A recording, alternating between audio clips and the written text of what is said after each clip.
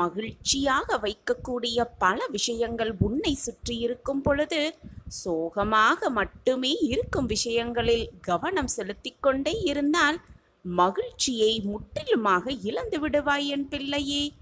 நான் உனக்காக இங்கு வேலை செய்து கொண்டிருக்கிறேன். உன் வாழ்க்கையை மகிழ்ச்சியை மட்டுமே தருவதற்கான அத்தனை முயற்சிகளையும் நான் செய்து கொண்டே இருக்கிறேன். எனவே மனவேதனையாக இருக்கும் விஷயங்களை முதலில் உன் மனதிலிருந்து தூக்கி எறிந்துவிடு. சாயப்பா உன்னோடு இருக்கும் வரை உனக்கு ஏன் மனக்கவலை? நம்பிக்கையோடு இதை ஒரு முறை கேட்டு பார்க்கலாம். இன்றே நமக்கான தீர்வை நிச்சயமாக சாயப்பா அருளுவார் என்ற நம்பிக்கையோடு கேட்கலாம். சாயப்பா இருக்க நமக்கு ஏன் மனக்கவலை? ஏமாற்றத்தை தவிர்ப்பதற்கான சிறந்த வழி யாரிடமிருந்தும் எதையுமே எதிர்பார்க்காமல் இருப்பதுதான் ஏமாற்றத்தை தவிர்ப்பதற்கான மிக சிறந்த வழியாகவே இருக்கும். நாம் ஒன்றை நன்றாக புரிந்து கொள்ள வேண்டும். நம் சொந்த மகிழ்ச்சிக்கு நாமே பொறுப்பு. நம் மகிழ்ச்சி நம் மனதிடம்தான் இருக்கிறது.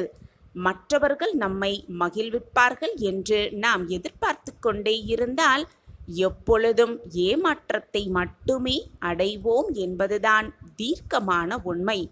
நம் மகிழ்ச்சி நம்மிடம்தான் இருக்கிறது. நமக்கான வெற்றியும் நம்மிடமே ஆரம்பிக்கிறது. மற்றவர்களிடம் அதை எதிர்பார்க்காமல் நாமே முன்னின்று செய்தால் நமக்கான வெற்றியும் மகிழ்ச்சியும் நமக்கே வசமாகும். எப்பொழுதுமே நம் வாழ்க்கையை மற்றவர்களோடு ஒப்பிடவே கூடாது. சூரியனுக்கும் சந்திரனுக்கும் எந்த ஒப்பீடும் இல்லை. அது அவர்களின் நேரம் வரும் பொழுது, அவரவர்களின் நேரம் வரும் பொழுது அதற்கேற்றாற்போல் அவர்கள் பிரகாசமாக இருக்கிறார்கள். அதேபோல் நமக்கான நேரம் வரும் பொழுது, நமக்கான காலம் வரும் பொழுது நாமும் வாழ்க்கையில் பிரகாசம் அடைவோம், வெற்றியடைவோம் என்ற தீர்க்கமான சிந்தனை மட்டும் மனதில் இருந்தாலே போதும். நேரம் வரும் பொழுது எல்லாமே நமக்கு வெற்றியை மட்டுமே கொண்டு சேர்க்கும்.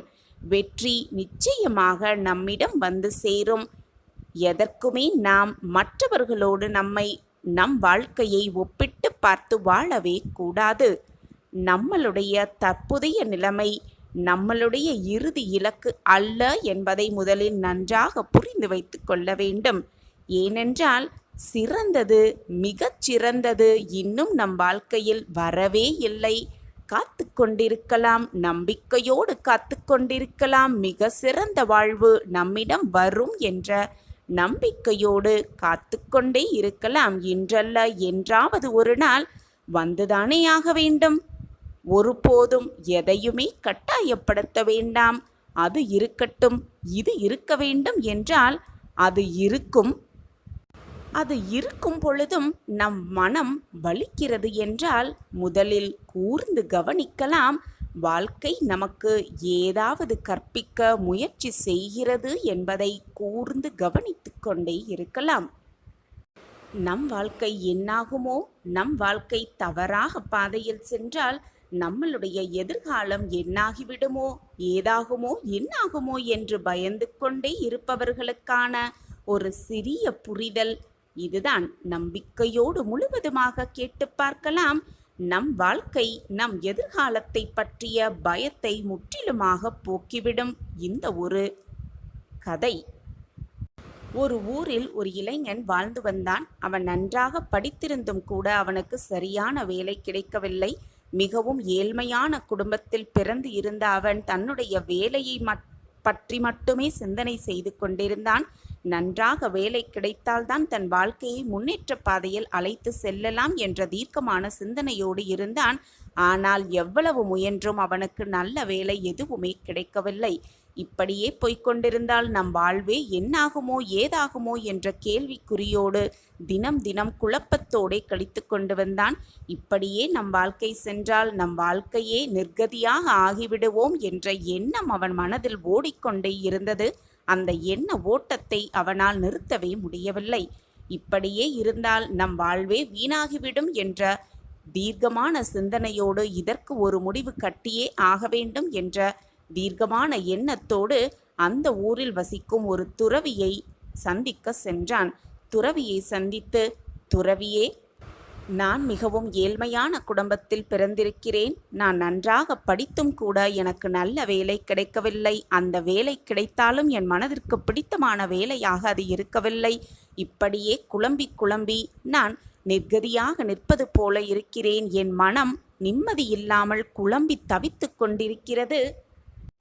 தாங்கள்தான் எனக்கு ஏதாவது ஒரு வழியை காட்ட வேண்டும் என்று துறவியிடம் கேட்டுக்கொண்டான் அந்த இளைஞன். இதை அனைத்தையும் கேட்ட அந்த துறவி, சரி, நான் சொல்வதை இப்பொழுது செய், அதன் பிறகு பார்த்து கொள்ளலாம், உன் வாழ்க்கையை எப்படி முன்னேற்றலாம் என்பதை பிறகு யோசிக்கலாம் என்று சொல்லிவிட்டு தன்னுடைய மடாலயத்தில் இருக்கும் வேலிகளெல்லாம் சரிவர அந்த வேலிகளை சரி செய்வதற்கான முயற்சியில் முதலில் இறங்கு என்று கட்டளையிட்டார் அந்த இளைஞனிடம். அந்த வேலை முடிந்தவுடன், இன்றைய சமையலுக்கான காய்கறிகளை உன்னால் முடிந்த அளவு சுத்தம் செய்து கொடு என்று கூறினார் அந்த துறவி. இதை கேட்டவுடன் இளைஞனுக்கு ஆச்சரியம், கோபமும் சேர்ந்து கொண்டு வந்தது. என்ன இவர், நாம் ஏதோ கேட்கிறோம், நம் வாழ்க்கையில் எப்படி முன்னேறலாம் என்று கேட்கிறோம். ஆனால் இவரோ காய்களை சுத்தம் செய்ய சொல்கிறார், வேலிகளை நன்றாக பராமரிக்க சொல்கிறாரே என்ற குழப்பத்தோடு இருந்தான் அந்த இளைஞன். கோபம் வந்தாலும் துறவி சொல்லிவிட்டாரே என்று துறவி சொன்ன வேலைகள் அத்தனை வேலைகளையும் செய்துவிட்டான். மதிய நேரமும் வந்தது. துறவி கொடுத்த உணவையும் உண்டான். மீண்டும் துறவி அவனை கூப்பிட்டு, மாட்டுத் தொழுவத்தில் உள்ள சாணங்களை எல்லாம் அள்ளி நன்றாக நீர் தெளித்து பெருக்கி தொழுவத்தை நன்றாக சுத்தம் செய்துவிட்டு வா இளைஞனே என்று கூறினார். மீண்டும் துறவி சொல்லிவிட்டாரே என்று மாட்டுத் தொழுவத்தை நன்றாக சுத்தம் செய்தான். கூட்டி பெருக்கி தண்ணீர் தெளித்து என்று மாட்டுத் தொழுவத்தை நன்றாக சுத்தம் செய்தான். அதற்குள் இரவும் வந்துவிட்டது. இரவு உணவையும் அருந்திவிட்டு மிகவும் சோர்வாக காணப்பட்ட இளைஞன் அப்படியே உறங்கியும் போனான். மறுநாள் விடிந்தது. அவனும் துறவியிடம் போய், இன்று நான் என்ன செய்ய வேண்டும் என்று கேட்டான். அவரும் முன்பு சொன்னது போலவே ஒவ்வொரு வேலையாக சொல்லிக்கொண்டே இருந்தால் அவரை உட்காரவே விடாமல் வேலை வாங்கிக் கொண்டே இருந்தார் அந்த துறவி. துறவி சொன்ன அத்தனை வேலைகளையும் செய்து முடிப்பதற்குள் அன்றும் இரவு வந்தது. இரவு உணவை முடித்துவிட்டு அயர்ந்து தூங்கி போனான். மறுநாள் எழுந்ததும் துறவியை பார்க்க சென்றான். துறவி, நான் இப்பொழுது என்ன செய்ய வேண்டும் என்று கேட்டான். உடனே துறவி சற்று புன்னகையை சிந்திவிட்டு, இந்த 2 நாட்கள் இங்கு என்னுடைய ஆலயத்தில் தங்கினாய். இப்பொழுது உன் மனதில் என்ன ஓட்டம் ஓடிக்கொண்டிருக்கிறது? நேற்றும் அதற்கு முந்தைய தினத்திலும் உன் மனதில் என்ன ஓட்டம் ஓடிற்று என்று கேட்டார். அதற்கு அந்த இளைஞன், 2 நாட்களாக பகல் முழுவதும் வேலை செய்துவிட்டு இரவு வந்ததும் அசதியால் தூங்கிவிட்டேன். என்னால் எதையும் சிந்தித்து பார்க்க கூட எனக்கு நேரமே இல்லை. நான் பகல் முழுவதும் வேலை செய்தேன், இரவு நன்றாக தூங்கினேன், எதையுமே சிந்திக்கவே இல்லையே என்று கூறினான் அந்த இளைஞன். சிந்திப்பதற்கு சிறிது கூற நேரமே கொடுக்காமல் சரியாக வேலை வாங்கிவிட்டீர்களே, நான் எப்படி சிந்திப்பது என்று கூறினான் அந்த இளைஞன். உடனே அந்த துறவி சற்று பலமாக சிரித்துக்கொண்டு, நன்றாக சொன்னாய், மிக நன்றாக கூறினாய், இதைதான் நானும் உனக்கு அறிவுறுத்த விரும்புகிறேன் என்று கூறினாராம். எப்பொழுதும் ஏதாவது ஒரு முயற்சியை செய்து கொண்டே இருக்க வேண்டும், வேலையை செய்து கொண்டே இருக்க வேண்டும். இதுதான் எனக்கு பிடிக்கும், இப்படி வாழ்ந்தால்தான் எனக்கு நன்றாக இருக்கும் என்று சொல்லிக்கொண்டே உட்கார்ந்திருந்தால் வாழ்க்கையில் கஷ்டங்களும் கவலைகளை பற்றி மட்டுமே சிந்தனை ஓட்டம் ஓடிக்கொண்டே இருக்கும். இப்படித்தான் வாழ வேண்டும் என்று இல்லாமல் கிடைத்த வாழ்க்கையை சந்தோஷமாக மாற்றி அமைத்து கொண்டு வாழ நினைத்தாலே தவறான சிந்தனைகள், தவறான எண்ணங்கள் மனதில் வருவதை முற்றிலுமாக தவிர்த்து விடலாம். எதையுமே செய்யாமல் சும்மா இருந்தால் எதிர்காலத்தை பற்றிய பயம் மிக அதிகமாகத்தான் இருக்கும். இது அனைவருக்கும் பொதுவானதுதான். அப்படி இருக்கையில் நீ எதையுமே செய்யாமல் என்ன வேலை கிடைத்தாலும் அது உன் மனதிற்கு பிடித்தமான வேலையாக இல்லை என்பதை மனதில் வைத்துக்கொண்டு கவலையோடு இருந்தால் உன் எதிர்காலம் பயத்தை தான் தருமே தவிர வேறு என்ன தந்துவிடும் என்ற கேள்வியை எழுப்பினார் அந்த துறவி அந்த இளைஞனிடம். உனக்கு கிடைத்த வேலையை நீ இஷ்டமான வேலையாக மாற்றிக்கொள்ள வேண்டும், அல்லது வேறு ஒரு வேலையை, உனக்கு இஷ்டமான வேலையை தேடிக்கொள்ள வேண்டும். அதை விடுத்துவிட்டு அப்படியே அமைதியாக என் வாழ்க்கை என்னாகுமோ ஏதாகுமோ என்ற எதிர்காலத்தை பற்றிய பயத்தோடு இருந்தால் உன்னால் எதையுமே திறம்பட செய்யவே முடியாது, செய்து முடிக்கவும் முடியாது. உனக்கான வேலைகளை நீ திறம்பட இஷ்டத்தோடு செய்து கொண்டே இருந்தால் உன் வாழ்க்கையில் பயம் என்ற சொல்லே இல்லாமல் போய்விடும். இதுதான் வாழ்க்கை, இப்படித்தான் வாழ வேண்டும். உனக்கு கிடைத்திருக்கும் இந்த வாழ்க்கையை சந்தோஷமாகவும் நிம்மதியாகவும் வாழ கற்றுக்கொண்டாலே வாழ்க்கையே உனக்கு வசமாகும் என்று அறிவுரை கூறினாராம் அந்த துறவி. நாமும் நம் எதிர்காலத்தை பற்றிய பயத்தை நீக்கிவிட்டு நமக்கு கிடைத்திருக்கும் இந்த வாழ்க்கையை நிம்மதியாகவும் சந்தோஷமாகவும் மகிழ்ச்சிகரமான வாழ்க்கையாகவும் வாழ கற்றுக்கொள்ளலாம், அல்லது மாற்றிவிடலாம் நம் வாழ்க்கையை. நம் வாழ்க்கை நம் கையில்தான் உள்ளது. மகிழ்ச்சியும் நம் கையில்தான் இருக்கிறது, வெற்றியும் நம் கையில்தான் இருக்கிறது. மற்றவர்களிடம் அதை எதிர்பார்த்து காத்து கொண்டிருக்காமல் நாமே நமக்கான மகிழ்ச்சி, நமக்கான வெற்றியை தேர்ந்தெடுத்து வாழலாம். சந்தோஷத்தை முழுவதுமாக அனுபவித்து வாழலாம். வாழ்க்கையே நமக்குத்தான். வாழ்க்கை நம் கையில்தான் உள்ளது. போராடிக்கொண்டே இருக்கலாம், ஜெயித்து கொண்டே இருக்கலாம், வாழ்க்கையை வென்றே காட்டிவிடலாம். சாயப்பா நம்மோடு இருக்கும் வரை எதற்குமே நாம் பயப்பட வேண்டிய அவசியமே இல்லை. சாயப்பா இருக்க நமக்கு ஏன் மனக்கவலை? சுற்றி இருப்பவர்களிடம் யார் நல்லவர்கள், யார் சந்தேக கண்ணுடையவர்கள், யார் தீயவர்கள் என்று சந்தேக கண்ணோடு எப்பொழுதும் யாரையுமே பார்க்காதே. நீ உன்னுடைய கடமையை செய்து கொண்டே இரு. ஒருவேளை அவர்கள் உனக்கு தீங்கு இழைக்க வேண்டும், கெடுதல் நினைக்க வேண்டும் என்று அவர்கள் நினைத்தால் அதற்கான தண்டனையை காலம் அவர்களுக்கு கொடுக்கும். அவர்கள் அதற்கான தண்டனையை நிச்சயமாக அனுபவிப்பார்கள். உன்னுடைய கவலைகளையெல்லாம் தூக்கி எறிந்துவிடு. எது வந்தாலும் நம்பிக்கையோடும் விடாமுயற்சியோடும் தடைகளையெல்லாம் தகர்த்து எறியப்பார். அப்பொழுதுதான் வெற்றி என்னும் படிகட்டில் நீ கொஞ்சம் கொஞ்சமாக ஏறுவதை நீயே உணர்ந்து கொள்வாய். அதை உணர்ந்து கொள்ளும் நேரத்தையும் நான் உனக்கு ஏற்படுத்துவேன். நீ இழந்ததை நினைத்து நினைத்து வருந்திக் கொண்டே இருந்தால் இழப்பதையும் உன்னிடம் இப்பொழுது இருப்பதையும் இழந்து விடுவாய். இருப்பதை நினைத்து மகிழ்ச்சியோடு வாழ பழகிக்கொள். இழந்தது, உன்னை விட்டு விலகி சென்றது எல்லாம் மீண்டு வரும், உன்னிடமே மீண்டு வரும். நான் இருக்கும் வரை நீ எதற்குமே கலங்காதே. என்னுடைய ஆசிர்வாதம் எப்பொழுதுமே என் பிரியமான குழந்தைக்கு உண்டு. நான் உன்னை எப்பொழுதும் கைவிட்டு விடமாட்டேன். எனது ஆசிர்வாதத்தால் நீ எப்பொழுதும் பாராட்டப்படுவாய். உன் வேதனை வேண்டுமானால் பலரை சிரிக்க வைக்கலாம், ஆனால் உன் சிரிப்பு ஒருவரை கூட வேதனைப்படுத்தவே கூடாது என்பதை முதலில் மனதில் நிறுத்திக்கொள். உன்னுடைய துயரங்கள், கஷ்டங்கள், வேதனைகள், கடன் சுமைகள், உன்னுடைய நோய் நொடிகள் எல்லாம் உன்னை விட்டு விலகிவிடும். உனது நிழலாக உன் அப்பா இருக்கும் வரை எதற்குமே நீ கலங்கக்கூடாது. உன்னுடைய வேதனையை நான் குறைப்பேன் சர்வ நிச்சயமாக.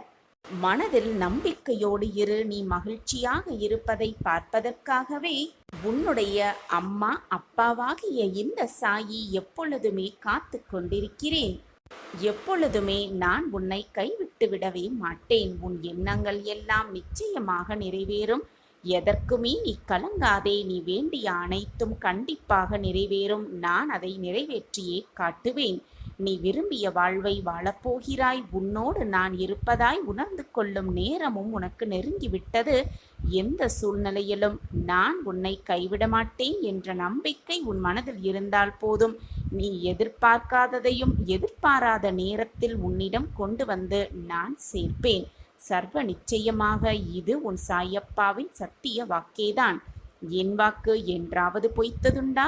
நிச்சயமாக பொய்த்ததே இல்லை. எது உன்னிடம் நிலைக்கும் என்று நீ நினைக்கிறாயோ அதுதான் முதலில் உன்னை விட்டு விலகி போகும்.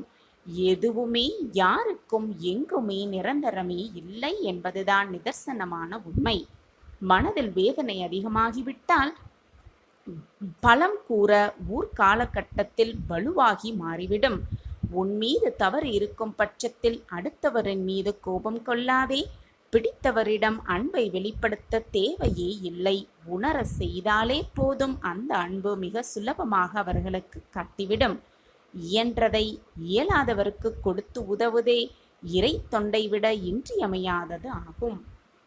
எனது ஆசிர்வாதம் எப்பொழுதுமே உனக்கு உண்டு. நீ எதை தேடுகின்றாயோ அது அப்பொழுதே அந்த நொடியே நான் உனக்கு காட்டிக் கொடுத்து விடுவேன். உன் கைகளில் ஒப்படைத்து விடப்போகிறேன். ஆனால் என்னுடைய சொல்லுக்கு கட்டுப்பட்டவர்கள்தான், என் வாக்கை பின்பற்றுபவர்கள்தான், என்னுடைய அறிவுரை கேட்பவர்கள்தான் நான் அவர்களுக்குத்தான் வேண்டிய வரத்தை அள்ளி அள்ளி கொடுப்பேன். உங்களுடைய கட்டளைப்படித்தான் நான் நடந்து கொண்டிருக்கிறேன். உங்களுடைய வாக்கை தவிர நான் வேறு எதையும் செய்யவே மாட்டேன். அப்படி இருக்கையில் என் வார்த்தையில் ஏன் இத்தனை தடைகளும் போராட்டங்களும் என்று உன்னுடைய கேள்வி எனக்கு புரியாமல் இல்லை என் பிள்ளையே. என் வாழ்க்கை போராட்டக்களமாக இருக்கிறதே என்று நீ எதை நினைத்து வருத்தக் கொள்கிறாயோ அது நிச்சயமாக உனக்கு சாதகமாக முடியும்படி நான் மாற்றியமைப்பேன். கன நொடி போதும் அனைத்தையும் மாற்றி காட்டும் வல்லமை என்னிடம் இருக்கிறது. ஆனால் உன்னுடைய கர்மாவினால் நீ இவ்வளவு கஷ்டத்தையும் அனுபவித்துக் கொண்டிருக்கிறாய் என்பதுதான் உண்மையிலும் உண்மை.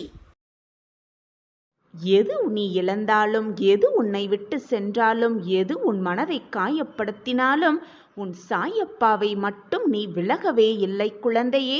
நானும் உன்னை விலகவே மாட்டேன். உன் சாயப்பா உன் மீது காட்டும் பரிவையும் பாசத்தையும் அன்பையும் நீ இதுவரை இழக்கவே இல்லை. ஆனால் உன்னை சுற்றி நடக்கும் பிரச்சனைகளிலும் சூழ்நிலைகளும் நீ உன் சாயப்பா மீது வைத்திருக்கும் நம்பிக்கையை சில சமயம் சில நேரங்களில் இழந்துவிட்டு குழம்பிக் கொண்டிருக்கிறாய். அதனால்தான் நான் அனைத்தையும் இழந்துவிட்டேன், எனக்காக யாருமே இல்லை, கவலைக்கு கூட தோல் சாய யாருமே இல்லை, என் வாழ்க்கையில் என்னை மீட்டெடுக்க எவருமே இல்லை என்று புலம்பிக் கொண்டிருக்கிறாய். உன்னையும் வேதனைப்படுத்தி கொண்டு எப்பொழுதுமே உன் அருகில் இருக்கும் உன் சாயப்பாவையும் போட்டு குழப்பிக் கொண்டிருக்கிறாய் என் கண்மணியே. ஒன்றை நன்றாக புரிந்து கொள் என் கண்மணியே. நீ என்ன எடுத்து வந்தாய், இப்பொழுது நீ இழந்து கொண்டிருக்கிறாய் என்று நினைத்து கொண்டிருக்கிறாய். எதையுமே நீ எடுத்து வரவும் இல்லை.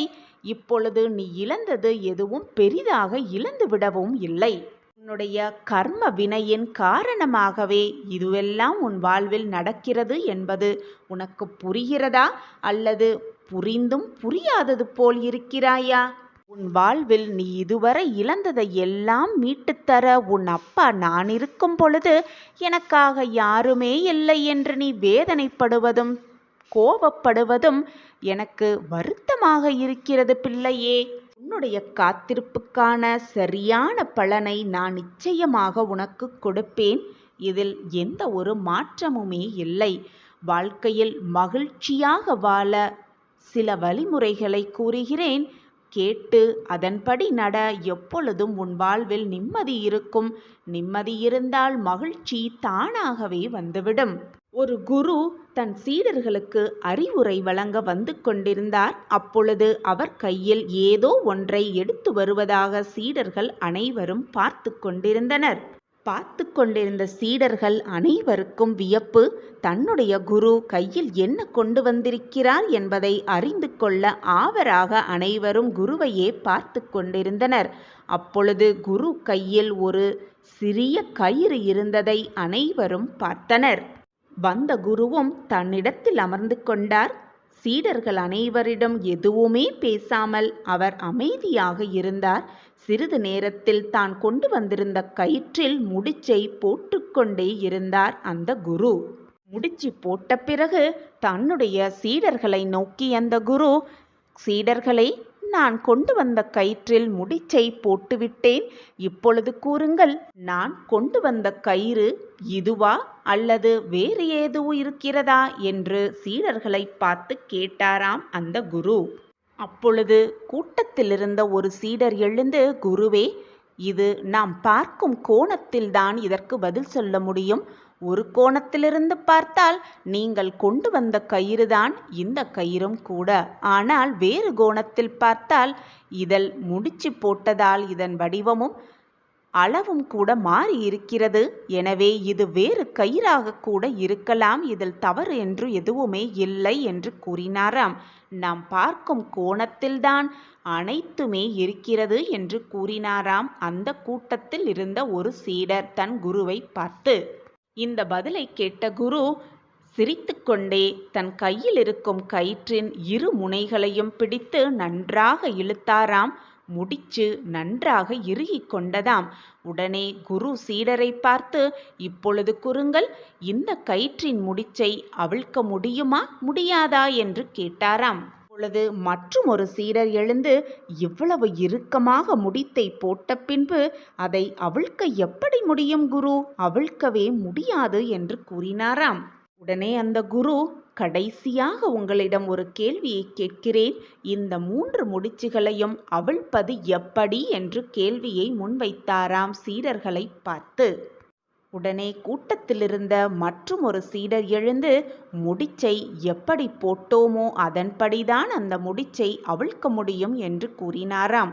உடனே அந்த குரு, இந்த பதிலைதான் நான் எதிர்பார்த்தேன் என்று கூறினாராம். இந்த உலகத்தில் இருக்கும் அனைவரும் தன்னுடைய பிரச்சனைகளை தீர்க்கத்தான் யோசனை செய்து கொண்டே இருப்பார்கள். ஆனால் யாருமே அந்த பிரச்சனைகளுக்கான காரணத்தை தெரிந்து கொள்ள ஆசைப்படவே மாட்டார்கள். அதை யோசிக்க கூட செய்ய மாட்டார்கள். அதே போலதான் இந்த உலகத்தில் உள்ள அனைவரும் எதற்கெடுத்தாகவும் கோபப்படுவார்கள். அந்த கோபத்திலிருந்து எப்படி வெளியே வருவது, அந்த கோபத்திலிருந்து எப்படி மீள்வது என்று தெரியாமல் தவித்து கொண்டிருப்பார்கள். இந்த முடிச்சை போல அந்த முடிச்சை அவிழ்த்தால் கூட அந்த கயிறின் அடிப்படை குணம் எப்படி மாறாதோ, உன்னுடைய அடிப்படை குணமான மனித குணம் என்பது எப்பொழுதுமே மாறாது. இந்த கயிறுகளில் இருக்கும் முடிச்சுகளை அவிழ்ப்பது போல நம் வாழ்க்கையில் இருக்கும் பிரச்சனைகளையும் சிக்கல்களையும் நம்மால் தீர்க்க முடியும் யோசனை செய்வதால். குழந்தையே, உன் வாழ்க்கையில் பிரச்சனைகளும் கவலைகளும் துன்பங்களும் இருக்கத்தான் செய்யும். அதே போல அந்த பிரச்சனைகளுக்கான தீர்வும் அந்த கஷ்டங்களுக்கான மருந்தும் அந்த வேதனைகளுக்கான வலி தீர்க்கும் மருந்தும் நிச்சயமாக இருக்கவே செய்யும். எனவே என் குழந்தையே, உன் வாழ்க்கையில் ஏற்படும் பிரச்சனைகளையும் தோல்விகளையும் பார்த்து பயந்து பயந்து அந்த பிரச்சனைகளுக்காகவே உன் வாழ்க்கையை வீணாக செலவழித்து கொண்டிருக்கிறாய். உன் வாழ்க்கையை வீணாக்கி கொண்டிருக்கிறாய் குழந்தையே. உன் வாழ்க்கையில் நீ போட்ட முடிச்சை நிச்சயமாக அவிழ்க்கலாம்.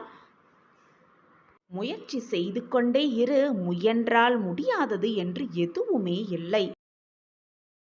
நிராகரிப்புகளை கண்டு பதறாதே. உன்னை யாராவது தூக்கி எறிகிறார்கள் என்றால், நான் இருக்கிறேன். உன்னை மேலே மேலே தூக்கி விடுவதற்காகவே நான் இருக்கிறேன் குழந்தையே. கனவென்று எண்ணிய வாழ்க்கையெல்லாம் நினைவாக மாறப்போகிறது. உன்னை விழ வைத்தவர் முன் உன்னை எழ வைக்கப் போகிறேன். உனக்கு நல்ல நேரம் துவங்குவதால் மட்டுமே என் வாக்கு உன் காதில் கேட்கிறது. எப்பொழுதும் துன்பத்தை அனுபவித்த காலத்தையெல்லாம் மறந்துவிடு. அது உனக்கு கற்பித்த பாடத்தை எப்பொழுதும் மறந்து விடாதே. நான் உனக்கு துணையாக இருக்கும் பொழுது எதற்குமே கலங்காதே. எத்தனை துன்பங்கள் வந்தாலும் மனம் வருந்தாதே. உன் வாழ்க்கை என்னுடைய பொறுப்பு. என் பார்வையில்தான் அனைத்தும் நடந்து கொண்டிருக்கிறது. உன் வாழ்க்கையில் நான் செய்ய நினைத்தது ஏதும் தடைப்படாது. யாரும் அதை தடுக்கவும் முடியாது. என் அன்பு குழந்தையே, உன்னால் முடிந்த நேரமெல்லாம் சாய் சச்சரிதம் உள்ள நூலில் ஏதாவது ஒரு அத்தியாயமாக உன்னுடைய விருப்பங்கள் அனைத்துமே நிறைவேறும் குழந்தையே. உனக்கு பிடித்ததை நான் செய்வேன் என்று நினைப்பதை விட உனக்கு அதைதான் உன் தந்தை உனக்கு செய்வேன் என்ற நம்பிக்கையோடு இரு. அந்த நம்பிக்கையை உன் மனதில் வளர்த்து கொண்டால் நிச்சயமாக உன் வாழ்வில் நீ முன்னேறுவாய் குழந்தையே. நல்லவர்கள் என்றுமே தோற்பதில்லை. என்னை நம்பியவர்களை நான் எப்பொழுதும் விட்டு கொடுத்ததே இல்லை. என்னை முழுமையாக நம்பிவிட்டு நீ எந்த ஒரு காரியத்தை செய்தாலும் அதை உனக்கு முன்பாக சென்று நான் அதை முடித்து உனக்கு வெற்றியை வரவழைக்கும் வேலையை மட்டுமே செய்து முடிப்பேன். அனைத்திற்கும் உன் சாயப்பாவே பொறுப்பு. நற்பலன்கள் நிச்சயமாக உனக்கு கவசமாய் நான் இருப்பேன் குழந்தை. உன்னிடம் இருந்து நான் எதிர்பார்ப்பது தன்னிகரில்லாத உன்னுடைய அன்பும் பாசமும் மட்டும்தான். உன் அன்பு மட்டும்தான் என்னை சந்தோஷமாக உலாக வைக்கிறது. நீ என்னுடைய கண்ணின் கண்மணியாக இருக்கின்றாய். உன் கண்ணில் நீர் சொரிந்தால் அது என் இதயத்தில் வரும் போல எனக்கு இருக்கிறது. என் இதயமே சுக்கு நூறாகி விடுகிறது. நீ என்னுடைய குழந்தை. நீ வாழ்வில் எல்லா நலன்களும் பெற்று சீரும் சிறப்புமாக வாழப்போகும் என் புண்ணிய ஆத்மா. எந்த தந்தையும் தாயும் தன் குழந்தைகள் வீழ்வதை விரும்ப மாட்டார்கள். குழந்தையே, நீ ஜெயிக்க வேண்டும், நீ நன்றாக வாழ வேண்டும் என்ற சிந்தனையில்தான் நான் ஓடிக்கொண்டிருக்கிறேன், உழைத்து கொண்டிருக்கிறேன். நிச்சயமாக உன் வாழ்வில் நல்ல நல்ல மாற்றங்களை கொடுப்பதை பற்றி மட்டுமே நான் யோசித்துக் கொண்டிருக்கிறேன். குழந்தையே,